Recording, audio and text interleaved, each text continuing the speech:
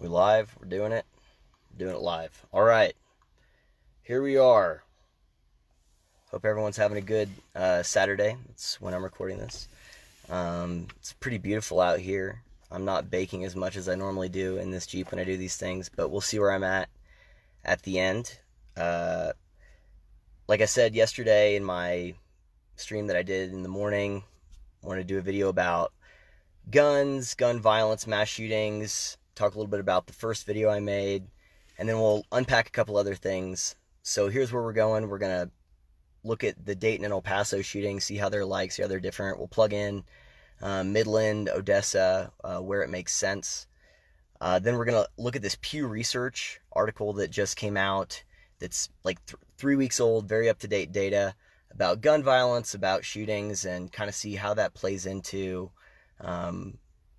the topic of gun violence and, are we on the right track? Are we off? Where can we make corrections? But what's the data say, basically? And then the NRA, I looked at the NRA, I looked at campaign finance stuff, and so we'll talk about the NRA, how influential is the NRA, how much do they give specifically, how do they compare with other organizations that might be similar, and then lastly, I'll kind of give a challenge about opinions, about what's it look like to form an opinion and share an opinion, whatever. So, but first off, I personally wanted to do something that I knew would have a super effective impact on ending gun violence. So I cut my gun in half. It's, I'm like, we gotta end gun violence, and this is one less gun off the streets. And so it's done. This is one less gun that's gonna be out there killing people indiscriminately. And so I just had to break it in half because I knew that would be a really effective way to end gun violence in our country. I'm just kidding. It's a Ruger 1022 breakdown. It comes in 2 pieces. That was just a joke. I know there are disingenuous people, not disingenuous. There are genuine people who make disingenuous criticisms against people who do want to break their guns in order to have some impact, or cut their gun in half in order to have some impact on, gun violence in the U.S. Good for them, but I would say it's not a super effective means. At least that's not what the data tells me. But we'll get into that. So, kind of to do a little bit of history, a little bit of background here. So the first video I ever made was about mass shootings. It was after Parkland, and I just got really sick of the way it was being covered. It was such a tragedy. All those kids dying was such a tragedy. And I just felt like the way it was being discussed was really simplistic, and that if the goal is solutions, we have to have a conversation that revolves around facts, data that guide us towards solutions, not things that are, hip or sexy or make good sound bites. And so I talked about in that video that it's not just one thing, and that if anyone just gives you one simple answer to, about gun violence or about mass shootings, that it's kind of the equivalent of just eating fast food when you're really hungry. So, it might sound good, and you're like, after something bad happens, you want an answer, you want something simple that you can digest and blame or whatever, and it might sound nice to say, oh, the NRA, or oh, AR-15s, or oh, mental illness, or whatever, but that serves the same effect for your mind as a Big Mac or some other fast food crap would for your body. It might satisfy you in the moment, but if that's all you take in, then you're going to suffer physically. Your physical health is going to suffer. And if all you take in are oversimplified, reductive, and unproductive answers that aren't really data-driven, then you're going to suffer in your ability to understand and think about what might actually be effective. Because it's like a mental fast food diet, basically, if you just have all these simple sound bites as the main thing that you use to inform your opinion. So that's what I talked about in that video. And so I talked about mass shootings as a pie. It wasn't meant to be an exhaustive list, but I said, look, here are some pieces of this pie. So a couple of things I mentioned were internal motivations, red flags, location security, so hard targets versus soft targets, firearm accessibility, popular media, etc. And so I'm going to see, are those still the things that are relevant? If we look at El Paso, if we look at Dayton, I'm not going to cover all those. I'm not going to go back through that video again. I'll put a link if you want to watch it. I'd strongly encourage you to do that. The only It's not great production quality, but I don't make PowerPoint slides anymore, and I don't like editing videos. This is just easier. Um, but I would encourage you to watch it. But we are going to look at mostly red flags and the media component, and see, is this relevant? Does this play into Dayton and El Paso? And then I think there's some interesting comparisons to make between Dayton and El Paso to see, because obviously the end result of violence and destruction were the same, but there were factors that make them different that kind of they're instructive in helping us understand mass shootings. So in terms of the internal motivation, societal factors, El Paso was the one that got a lot of media attention. The guy in Dayton, it just seems like, was just kind of crazy, to be honest with you. He had a rape and a kill list when he was in high school. The dude is totally unhinged. His friends were saying that he's on a bunch of drugs, was on meth and other stuff. So he just wasn't well in the head. So his factors seemed to be the fact that he was just a really tormented person inside, and he wanted to take that out on people. That's what we know is best right now. The El Paso got a lot more coverage because we know a lot of his motivations. The media focused on the aspect of immigration. He drove basically like 500-600 miles to go to El Paso, and he said that he wanted to kill Mexicans. I mean, the dude was motivated by stemming, in his mind, threats coming into the country. Obviously, that's a distorted and evil perspective, but that was one of his motivators. Now, he was also motivated by, he said, we're destroying the environment. He said that I don't have an economic future, so why not? Automation was a concern of his, etc. So those were also factors internally that didn't get as much attention because, him being a person who wanted to go and kill Mexicans, that's just more newsworthy, understandably so, because of just how visceral of a response it elicits in good people to say, that's crazy, that's immoral. But there's another factor that I wish would have gotten more attention, which is he was heavily influenced by the New Zealand shooter. He says this in his manifesto. He mentions that guy multiple times. He mentions the influence that it had on him. And I wish that would have gotten some attention. I wonder if the media in some ways were maybe experienced some shame or remorse for how much attention they gave the New Zealand shooter. Because it was obvious. This guy in El Paso read the New Zealand shooter's manifesto and he said, this makes a lot of sense. This is influencing me. Maybe I can have that same influence on other people. So he writes a manifesto that's basically a guide and an explanation because he wanted to emulate the guy in New Zealand. So we saw that as we put a lot of attention, made that dude famous in New Zealand, put his manifesto out there, talked about it, this guy in El Paso was like, I could do that. People will listen to me. I can get my ideas out there. And so he was motivated by that. So as I will mention and have mentioned before, we got to quit making these guys famous. Like, stop incentivizing crazy people to do crazy things.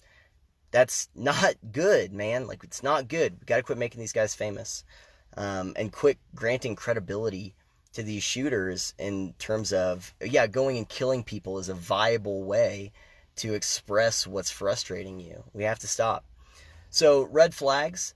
In El Paso, the mom called the police voicing concerns about him and the firearm that he purchased 5 weeks before the shooting.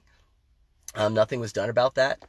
And to me, I think that boils down to we need to have some connectivity between law enforcement agencies. If we don't have anyone monitoring these 8chan boards where this guy was expressing a lot of his views to other people who sympathize with him, then we should. Surely we do, though. We need to have connectivity between the entities, presumably that are on a federal level, monitoring these things. And, okay, is law enforcement receiving calls of a credible threat of someone who might go commit a shooting? Okay, is this person on these boards? And connecting those dots there.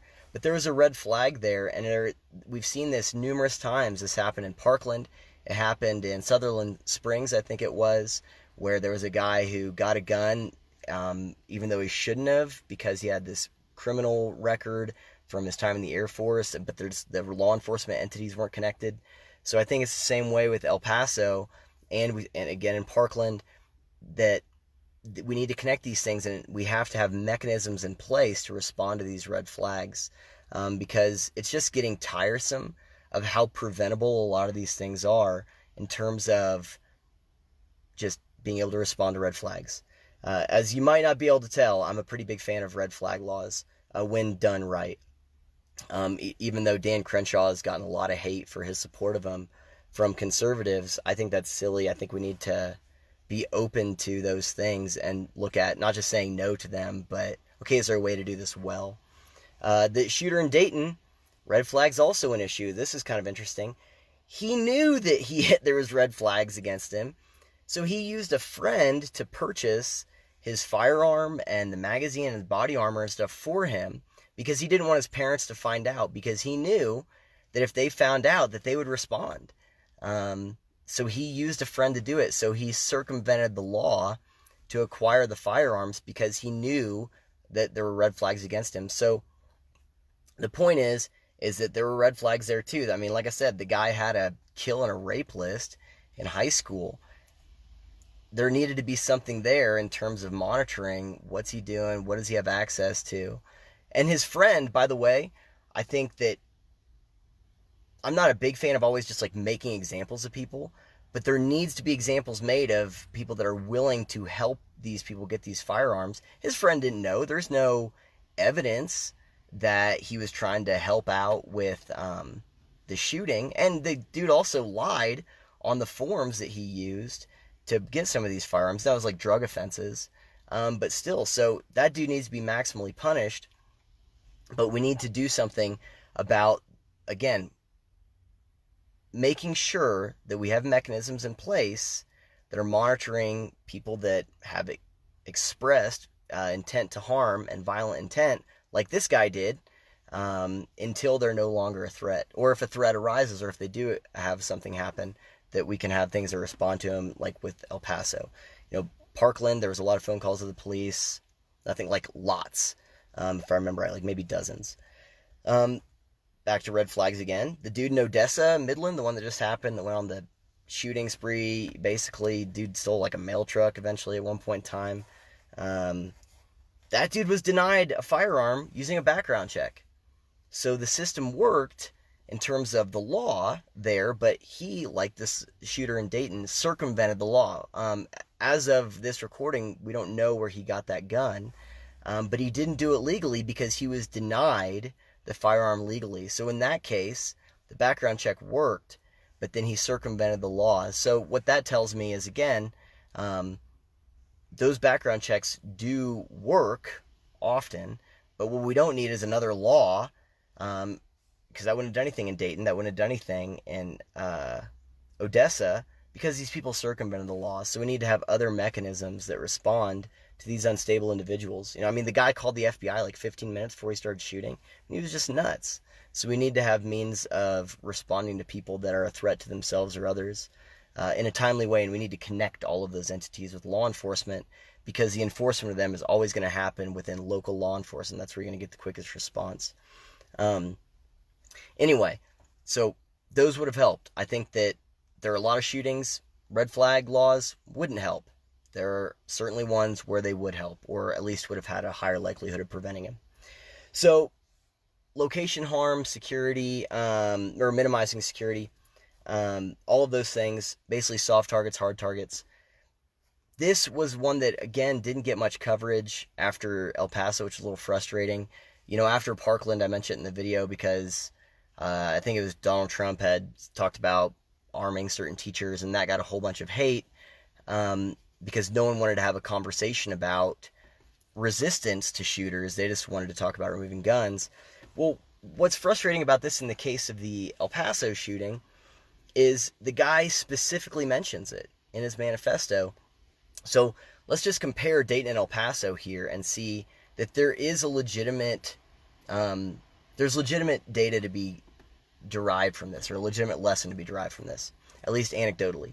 So the shooter in El Paso, he says this in his manifesto, and I only am using this here because it's instructive. This is something we can learn from, okay? We can specifically learn from this and mitigate this aspect. He says, remember, it is not cowardly to pick low-hanging fruit, aka don't attack heavily guarded areas to fulfill your super soldier Call of Duty fantasy. Attack low security targets. Even though you might outgun a security guard or policeman, they likely beat you in armor, training, and numbers. Do not throw away your life on an unnecessarily dangerous target. If a target seems too hot, live to fight another day. So this guy gives explicit instructions to future shooters and says, look, go someplace where you're not going to get shot at. Go where there's the least resistance. And so the idea of us removing that aspect from the conversation of, well, what's it look like to increase resistance? A shooter is a force.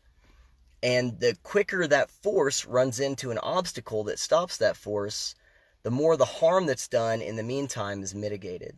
And so removing from the conversation, well, how do we increase resistance that's effective, seems to me silly and removing a potentially fruitful piece of the conversation. Now, what I'm not saying is that we need to have everyone walking around with an M16 on their back. Okay, that's not what I'm saying. But we do have to have a conversation about security and what's it look like to take that seriously. What's really fascinating about it is the dude drove to a Walmart saying, I went here because I knew I wouldn't encounter resistance. And then Walmart just said, hey, we don't want people bringing guns into our stores. Basically further supporting, the notion that there's not going to be any resistance there. Now, Walmart can do whatever they want. I'm just saying that there's a little bit of an irony there. That's all. So do what you want with that. But in terms of the damage from Dayton and El Paso, here's the difference. So the shooter's still alive. He surrendered as soon as he saw police or as soon as he met any resistance. 22 dead, 24 injured is the latest numbers that I have. So that's a lot of harm, and the dude's still alive. Now, what happened in Dayton? The dude had body armor. He didn't seem to care about the resistance he was going to encounter, and that happens fairly regularly, that people will just want to do all the harm they can and then kind of death by police. That's certainly part of it. So this isn't going to stop or prevent all shootings, or not even necessarily the majority of shootings, but it might prevent the harm that's done. So what happened in Dayton? That guy was dead in like 30 seconds. Like, actually 30 seconds. He was neutralized, is what the police said. That's a big deal. And he killed 9 and he injured 27. Now, is that horrific? Yes. Did he screw up a lot of people's lives? Yes. However, is it less than the guy who factored resistance into his plan? Yeah, it sure is. So, and it's less by a pretty significant margin. So in my mind, I don't know what's going on. What is happening? Oh, there we go. Sorry. In my mind, we should take that seriously and look at, well, that guy's dead. He was dead in 30 seconds. Body armor didn't help him. The police put like 50 rounds into him, and he killed less people. So clearly, soft targets versus hard targets is a factor in this, and it needs to be part of the conversation. Anecdotally, again, in the U.S., there are significantly less break-ins into homes. Again, I think I put this in my first video, when the people are home than there is in the UK. In the UK, burglars don't factor in, is there people going to be home, because an occupant that has a firearm that's going to shoot them in the face isn't as big of a factor there as it is here. So what I think they're called like wet break-ins, when the occupants are home, are significantly higher in the UK than they are here, because here burglars are like, I don't want to go when there's a person there because I might get shot in the face. So the point is, resistance does matter, and it needs to be part of the conversation. So I guess lastly, kind of tie that part together, or to tie Dayton and El Paso together, and Midland, whatever. These guys are inspiring each other. They're giving each other credibility. The media, by covering them as much as they do, as prolific as they do, is giving this narrative credibility and making it increasingly easier for people to act out their, pathology. We got to quit making these guys famous, and we need to stop focusing on the why, like only when it's convenient. Like El Paso, they've focused on the why a lot, understandably so, by the way, because he's, he gives us that. But if it matters there, then it needs to matter all over the place. And if the why just is, this person is really disturbed, and this is how they chose to act out that disturbance, then that needs to be part of it too. Okay, well then how do we remove that as an option from them mentally, or how do we help them get the help they need before they get to that point? I guess my thoughts are that, as long as, to wrap this part up, as long as the focus is on being right, or dunking on political opponents instead of saving lives, then these things are going to continue to happen. And we're super divided right now. This is a really polarizing issue. And there's this notion that you can't compromise with the other side. And certainly there's a form of compromise that's not good. If your immune system is compromised, it's weakened. It's not strong enough to fight off infections and disease. So that's a bad kind of compromise. But there's also the compromise that's like, if my wife and I don't consistently compromise with each other, then we're going to not last. Our marriage is going to end. That's the kind of compromise we need. And that if the left and the right can't compromise and come to the table on these issues, then that system is not going to last. It can't be this divided. It's not sustainable is what I'm getting at. So anyway, that's kind of where that comes to a close, that part with El Paso, Dayton. Same things I said in my previous video a year and a half ago, a little more than that now. They're still true. And as long as we keep focusing on the wrong solutions or wrong talking points, we're going to continue to have these things. And in fact, I would argue they're going to continue to increase. We're going to have more of them. So one thing that can help in terms of focusing on actual solutions, for me, is data. I just want to know what are the facts, and I want to build a structure of solutions or a structure of conversation about or around what do the facts say, and be guided by facts, not guided by whatever I want to be true, or guided by an ideology or whatever narrative, or guided by what my side says that we should be guided by. I don't want to do that. I don't think that we should do that. So we need to be guided by facts. And so there's a really great Pew Research article that came out about 3 weeks ago. There was like 10 facts about gun violence in the U.S. So these are data. This is facts. And this is the type of thing we need to structure our conversations around and structure our potential solutions around, whatever those might be. The facts, and I'll put the link to the article in the comments for this in the description. They come from the CDC. They come from the FBI's database. And so first off, the conversation about mass shootings often talks about gun violence, and it brings in numbers that aren't necessarily the same as that. So I want to focus on gun deaths that are murders. Because a lot of times they'll say, well, there's this many gun deaths in the U.S., and then that's part of the mass shooting conversation. But they'll include suicides or accidental discharges in those numbers. So we have to focus on what are the gun murders, what are the numbers for those, which is about 14,500, okay, as of 2017. So that's what we're going to look at, the gun murders in the United States, because that's what includes the mass shootings. And some points on the front end, even though those numbers are higher, the rates are lower and have been going down for decades. Now they've started to increase a little bit more in the last 4 or 5 years. That includes suicides. Those rates are spiking, and the gun murders and gun deaths generally are spiking. Or not spiking, but they're increasing. But a lot of that is attributed to, we have this opioid epidemic. We have increased rates of suicide because of increased depression and anxiety. So there really is what I would say a crisis there with our depression and our suicide rates. But that's a different conversation, and that's not part of the mass shooting or gun violence debate, nor should it be. But back to the numbers. The national murder rate average for the U.S. Is actually fairly high among developed countries. It's 4.6 for every 100,000. So a lot of developed countries will have in the just decimals, or maybe 1 point something, 2 point something. We're at 4.6. So it is an accurate statement to say that the U.S. is a violent country, and that we have significantly higher murder rates than other developed countries at a 4.6 per 100,000. But as I mentioned in my first video, those numbers are very skewed by high concentrations of murders and violent crime in a few areas. So if you look at the top 5 deadliest cities in the U.S., those rates are, the average of those 5 is 68 per 100,000, which is 15 times the national average. So if we say the U.S. is a really violent country, our murder rate national average is way higher than other Western countries, that's a problem. But then you say that really high national average is actually super low compared to a few concentrated areas in this case, the top 5 being 15 times higher than that national average, then you can say those are skewing the numbers. That it's not a national problem, that this is a problem that's actually centrally located in a few areas. And that those are skewing those numbers.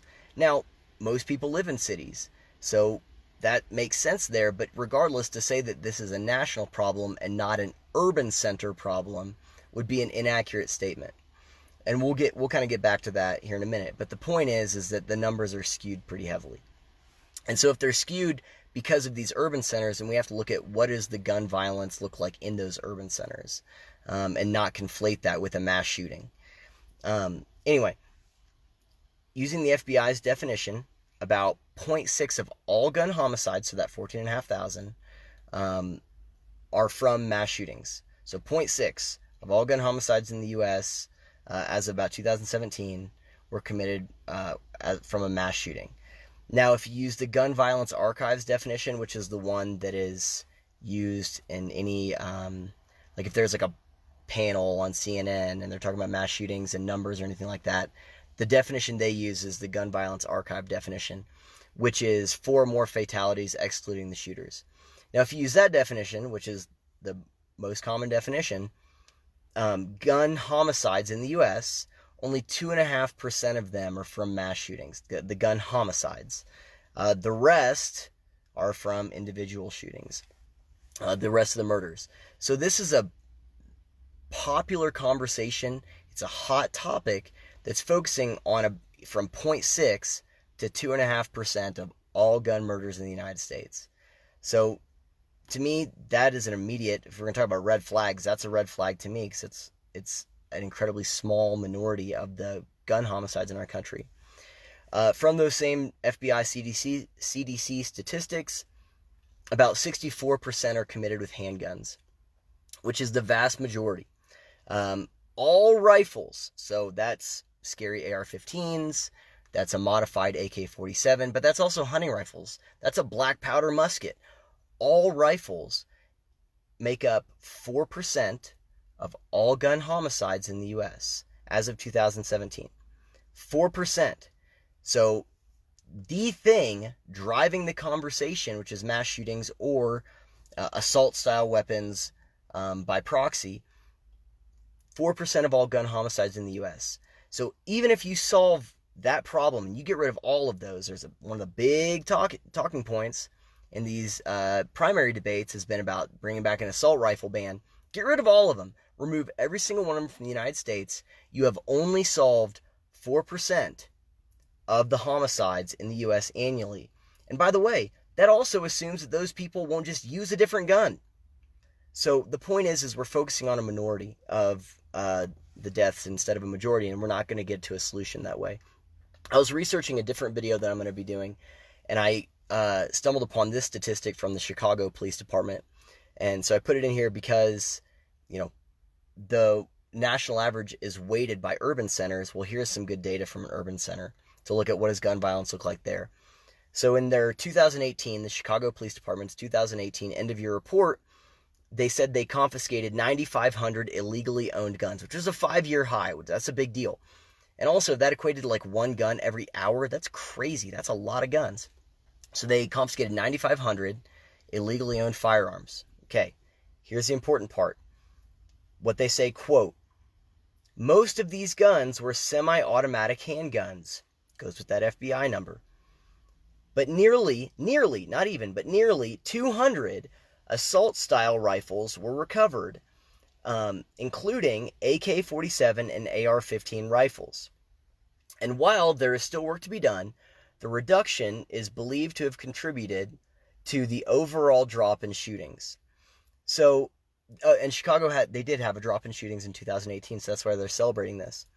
The point is, they confiscated a bunch of guns, and only less than 200 of them, almost 200, were assault-style rifles, which makes up about 2% of all the guns that were confiscated. So those numbers are incredibly in line with the FBI and the national numbers generally.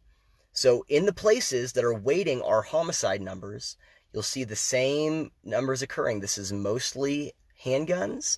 The rifles have nothing to do with this, or very little to do with it. And focusing on assault-style rifles and assault weapons bans and all these other things isn't going to do much, if anything, to impact the numbers.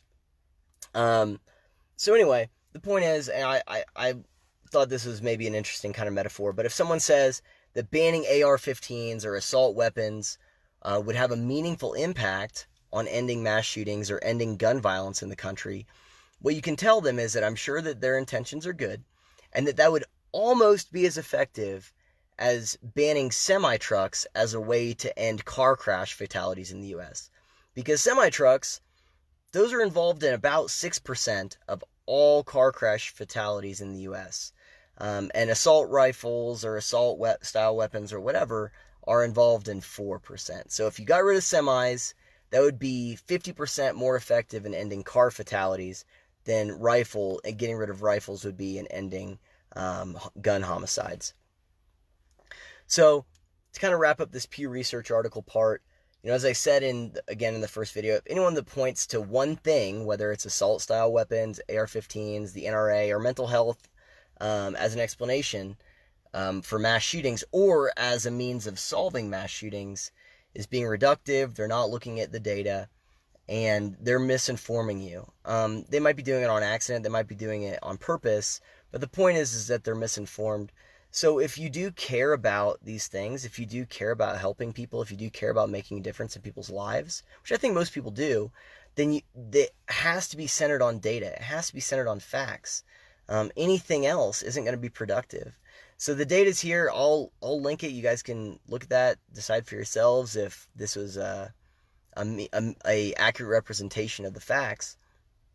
But my personal view is that if we only focus on rifles, if we only focus on mass shootings, then we're not really going to have a meaningful impact on people's lives or have a meaningful impact on potentially saving lives.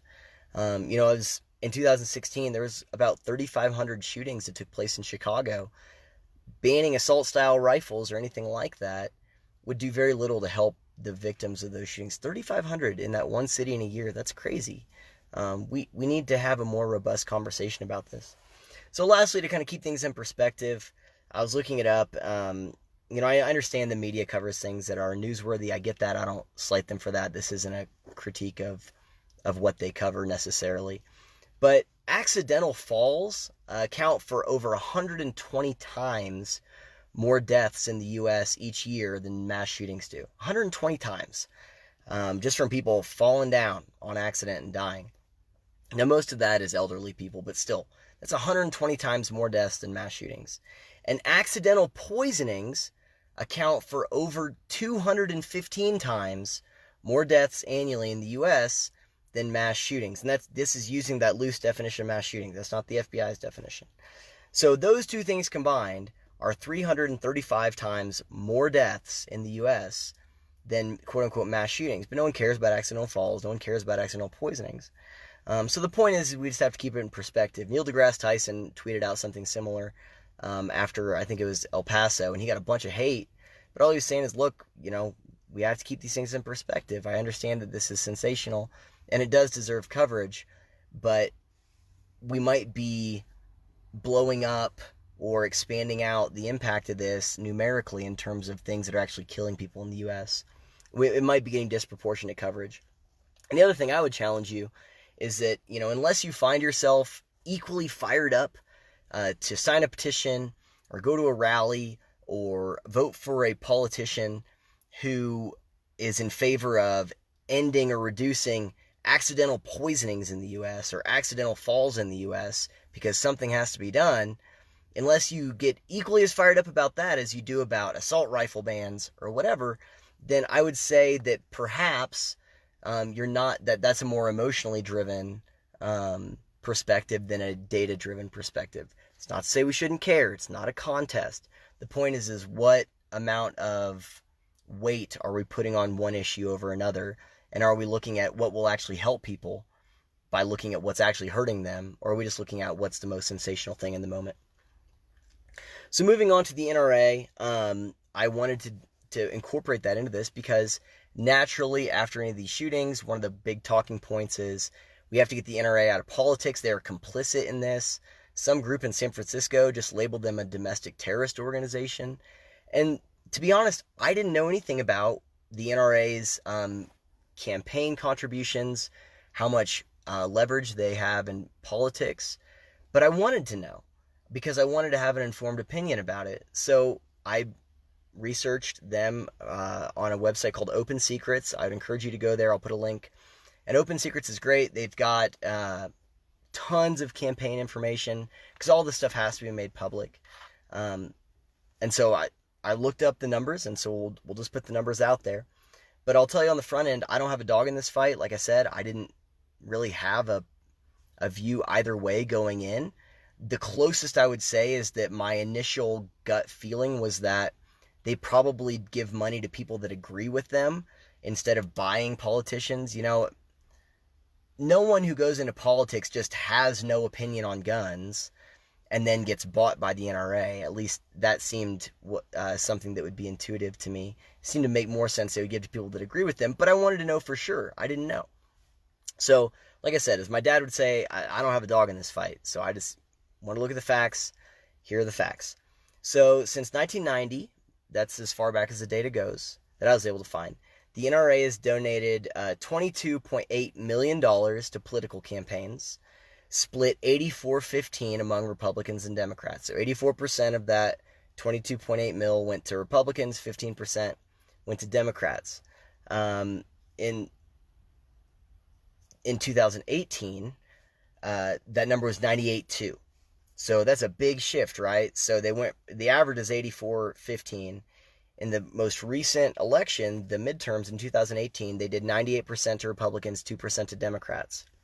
Now, what that tells me is that it seems like Democrats or Republicans, whatever, that the issue changed, that the way people viewed the issue and the conversations about gun control specifically, that changed, and so the NRA started supporting people that agreed with them or stopped supporting people that were starting to disagree with them. You know, if they were just buying politicians, I wouldn't expect those numbers to change much because you bought the politician. Why would the averages change? But either way, so that's where that is. In 2018, so we're going to focus on that one, so that's the most recent midterm election. In 2018, the NRA donated between congressional and Senate campaigns an average of $3,600 per candidate. So to individual candidates is an average of $3,600. So that's Ted Cruz, that's any other Republican you might recognize the name of that was running. They donated an average of $3,600. Now, my initial thought was, there's no way anyone's going to get bought for $3,600. But then I remembered that those two Nigerian dudes that Jussie Smollett, or Juicy Smollett, if you watch the Chappelle stand-up, those two guys got paid like $3,000 to commit a fake hate crime on Jussie Smollett. So I guess anything's possible. So maybe the NRA is buying people for $3,600, but that seems unlikely to me.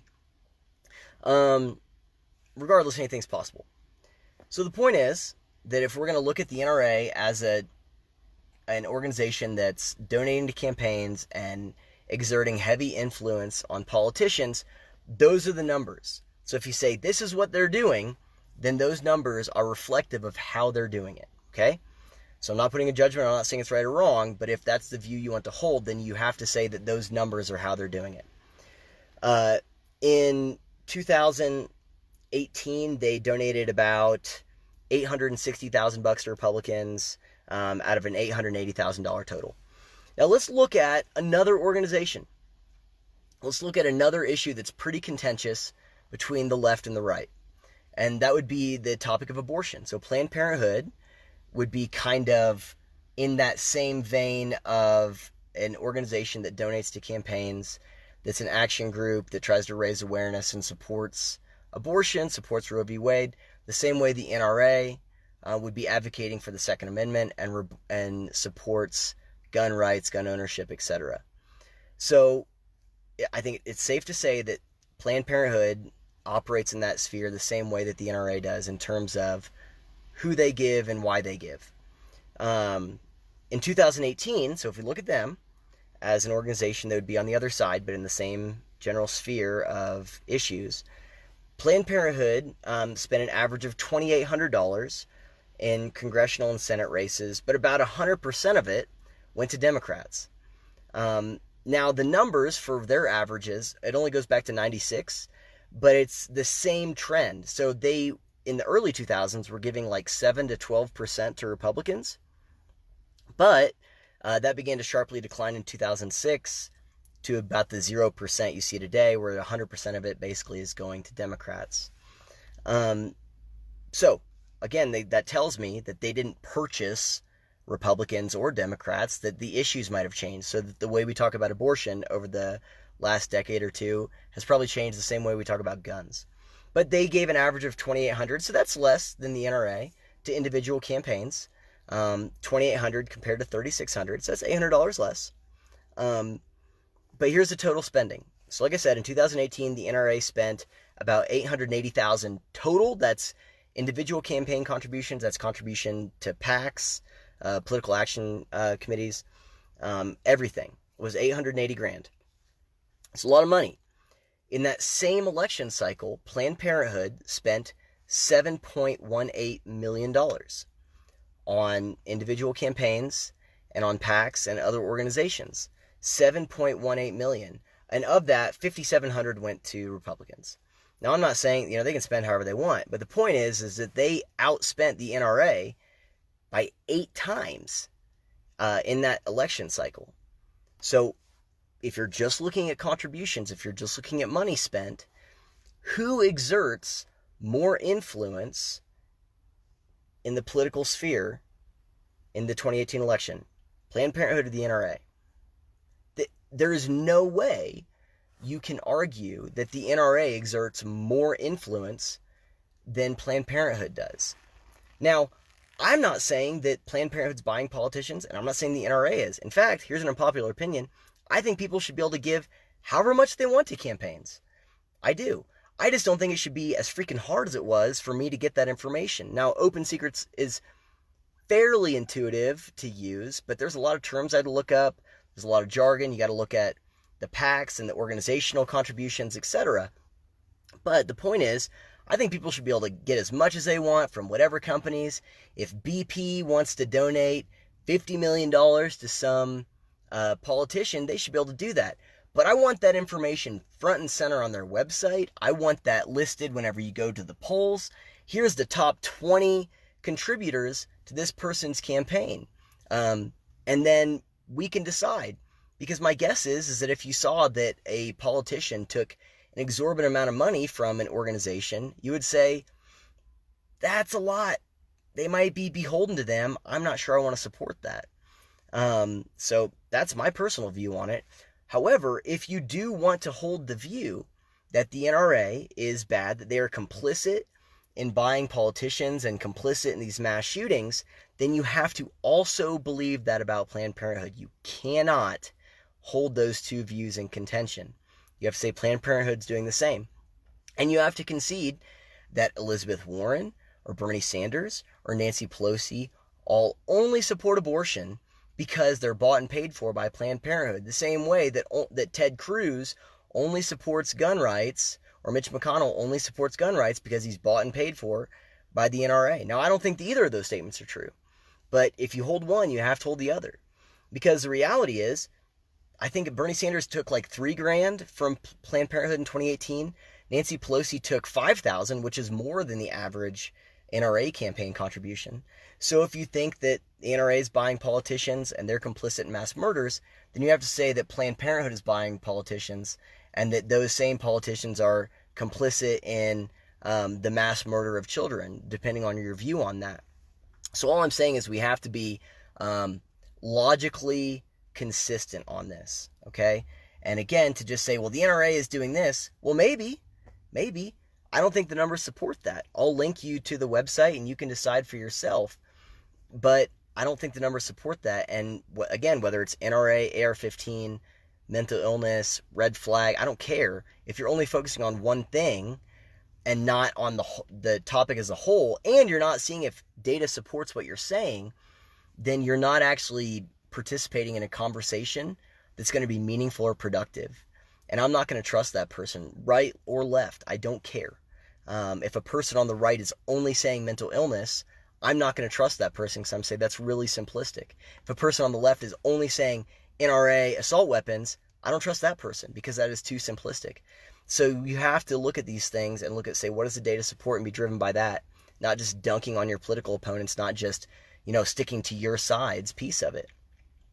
So kind of in conclusion, honestly, this is exhausting. This topic was exhausting. Researching this was exhausting. Just like the first video I did on it was exhausting. I know I'm not alone in feeling that. I'm not complaining necessarily. But what's the most exhausting part to me is just seeing, well, here are facts. The facts are here, and the conversation is about 400 miles that way. Why is that? And being frustrated by that disconnect. Now, you might have different opinions on what to do with those facts, but I don't even see that. I don't even see people focusing on the facts at all. I see misrepresentations of facts, or again, those little fast food sound bites because it sounds really good in a viral clip from a CNN panel more than anything else. But these things are difficult to deal with, and this isn't about guns. This is about lives and people that are dying. And if you want to focus on helping those people, that's how you have to gear the conversation. I tried to make a video right after El Paso, but I couldn't. I couldn't because I couldn't hold it together. I kept getting to the part where I was talking about the mom and the parent thing is mom and dad that were shielding their kid while they were back to school shopping. And I just couldn't make it past that. It's horrific. It's incredibly saddening. By sheer happenstance, whenever the Dayton shooting was happening, I was playing Xbox. It's just me and some other dude. We're in an Xbox Live party. And I had my phone. I was listening to the news coverage from it. And the other guy, it was the first time I'd played with him before. He said, are you in Dayton? Do you live in Dayton? I said, no, man, I'm listening to the coverage of the shooting. And he was shooting, what shooting? And this guy who lives in Dayton was hearing from me, some dude on the internet, for the first time about the shooting that was taking place. And so then he's talking to me about how his brother lives just a few minutes away, walking distance, from the Oregon district where the shooting happened. And so for the next couple hours, he was just like, there would be these moments of big, like, chunks of silence where we're playing. And then, he'd kind of process, man, I wish they were posting the list of the victims' names, and no one's texting me back. Do I need to go wake my wife up? And I'm saying, look, dude, the reason no one's texting you back is probably because they're asleep. You would have heard something from someone if something happened. I'm sure everything's fine. But that guy was legitimately and understandably, he was scared, concerned, and trying to figure out, does this impact me? Because it's right here on my doorstep.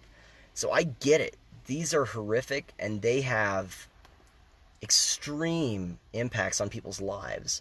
But if we're only focusing on little sound bites, we're not going to prevent these things from happening in the future. This conversation is as polarizing as it is depressing. And that polarization is due to increasingly strong opinions about these things, understandably so. This is an important topic. However, I think that we have to think about how we express our opinions and how we have these opinions. You're entitled to your opinion. I'm entitled to mine. We're entitled to the free expression of our opinion. We're entitled to freely associate with people that share our opinions. That's part of the beauty of living in this country, is we have the freedom of speech, freedom of expression, freedom of association. But we also have to draw a distinction whenever we begin to tether our opinion to legislation that would force that opinion on other people. So if you're going to tether those opinions to legislation, you need to make damn sure you know what you're talking about, just like I do. I didn't want to talk about the NRA until I had any facts on it. I don't like talking about any of this stuff. I don't like talking about anything unless I have the facts on it, because that has to be what's supreme. We all have to ultimately submit to reality. And the less facts you have, then the less, I think, that you should be advocating for your opinion being forced onto other people. I was going to do a separate video about this, and I still might, but the metaphor that comes to my mind, and I think it's relevant here, is, kind of a thought experiment where, let's say someone hands you a menu for a restaurant you've never been to, and they say, hey, look at these food items on this menu. There's a name, and then there's a description of the items.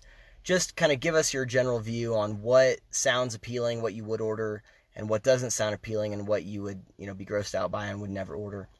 And you put checks or X's or whatever, and then you give the menu back to them, and they say, okay, cool, thanks.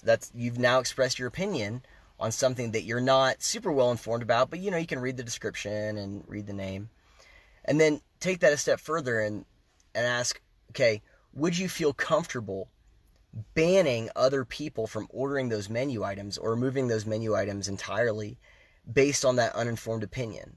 Would that be right? Would that be moral to do that? I would say no. No, it wouldn't.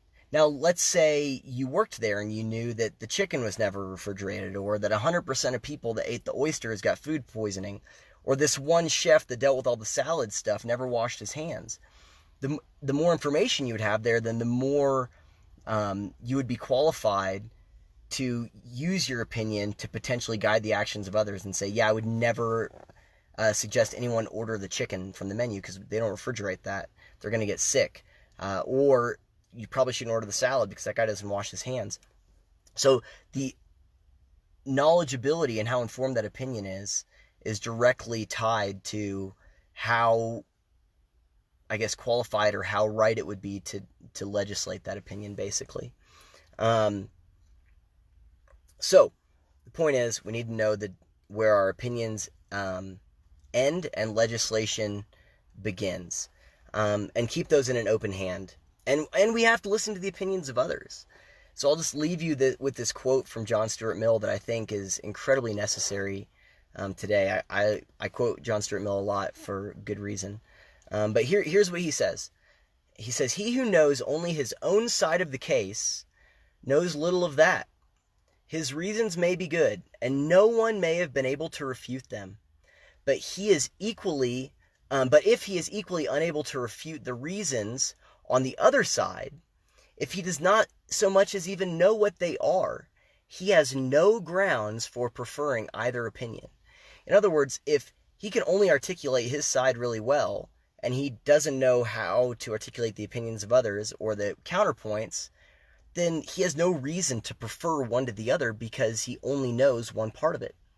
He goes on to say, "Nor is it enough that he should hear the opinions of adversaries from his own teachers, presented as they state them, and accompanied by what they offer as refutations. He must be able to hear them from persons who actually believe them. He must know them in their most plausible and persuasive forms." In other words, if the only way that you're acquainted with the opinions of people that disagree with you is from people that agree with you, and they're just saying, well, here's what they think and here's why it's wrong, that's not good enough. You need to be able to articulate the other side in such a way that they would say, yes, that is exactly what I believe. And if you can't do that, if you don't know the other side, then you don't really know your own. So you need to be informed on what the counterpoints are in their strongest form. That's, as Mill says, in their most plausible and persuasive form. And so if you don't know the legitimate counterpoints to your opinion, then they should probably remain that, your opinion, and not be tethered to legislation or control of the actions of others. So we have to have the humility to make that distinction and say, look, I don't know enough about this to advocate for this or that policy. Anyway, food for thought. I hope that was somewhat informative. I know there's a lot of facts, a lot of data there. And again, it's not sexy. It's not fun to sit and listen to, this percent and this data and this decimal. But it matters because those represent the problems. And only by knowing the problems can we know what we should do in response to them. So if you disagree, I'm going to put all the links to what I cited in the comments. If you disagree, or if you think I misrepresented something, or if there's some data I didn't cover or maybe didn't consider, put that in there. Tell me I'm wrong, or tell me how I'm wrong. That's fine. I'm open to that. I want to, like I said, ultimately be guided by the facts and not by ideology. So yeah, if you like this, if you enjoyed this, if you're able to make it through, please like, share, subscribe. I'm going to upload it to my YouTube channel. You can share the link to that. And if you're on Twitter, please give me a follow. Obviously, I'm pretty biased in this opinion, but I think my Twitter is pretty good, so I think you should check it out. That's it, My Mundane Mind. I'll put a link to that. Or if you disagree, you get on there and you're like, all of your tweets are stupid, and